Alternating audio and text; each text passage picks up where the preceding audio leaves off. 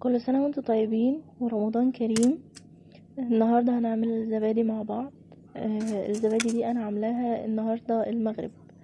يعني هي دلوقتي احنا الساعة 10:30. وبقت تمام وحلوة جدا. بس قبل ما نبدأ الفيديو، ياريت لو اول مرة تشوفوا الفيديو ياريت تعملوا لايك وشير للفيديو، وتدخلوا على قناتي على اليوتيوب وتشتركوا في القناة. معانا لتر لبن، زي دمع العين كده، درجة حرارته يعني تحط صابعك زي دمع العين بالظبط. انا شلت وشه، شايفين وشه تقيل ازاي؟ انا شلت الوش ده. انا طبعا بستعمله في حاجات تانية كتير. معانا علبة زبادي، هنضربها شوية بالشوكة كده علشان ان قوامها هيكون كريمي شوية. نضربها كويس جدا. دي زبادي بلدي يا جماعة. هنحط لها شوية لبن ونقلب كويس جدا برضو لحد ما الزبادي تدوب كده في شوية اللبن دول. وهنجيب الخلاط، هنحط فيه الخليط ده وهنزود عليه اللبن. هنزوده علشان نديله ضربة كويسة كده في الخلاط.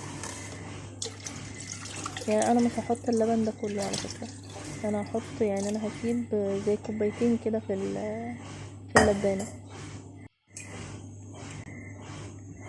ونقلب كويس جدا برضو لحد ما الزبادي تدوب كده في شوية اللبن دول. وهنجيب الخلاط، هنحط فيه الخليط ده وهنزود عليه اللبن.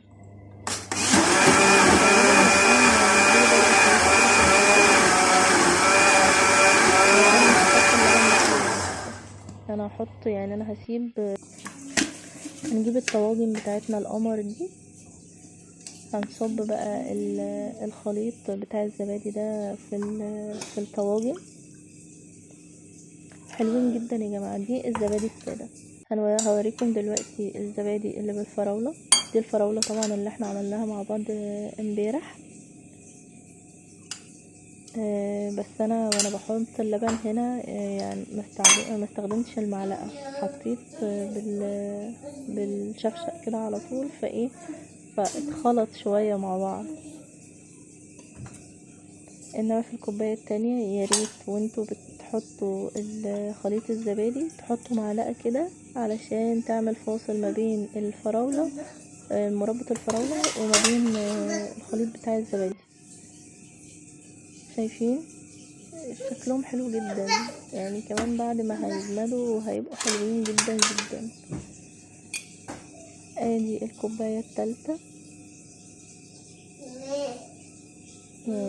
المعلقه بتعمل زي عازل كده ما بين الخليط وما بين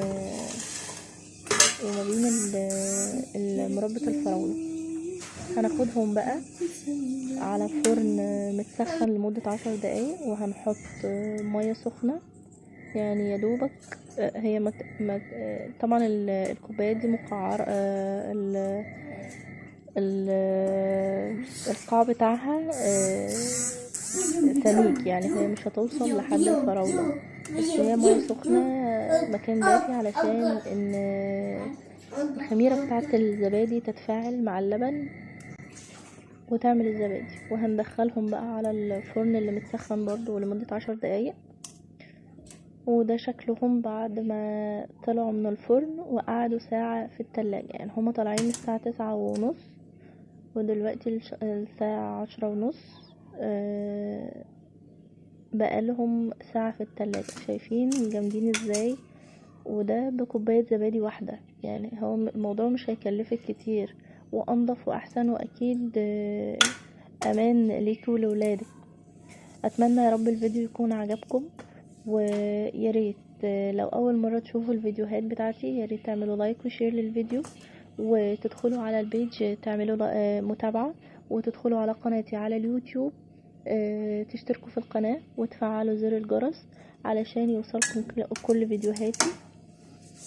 واتمنى تطبقوا اللي انا بعمله لكم يا جماعة. باي باي.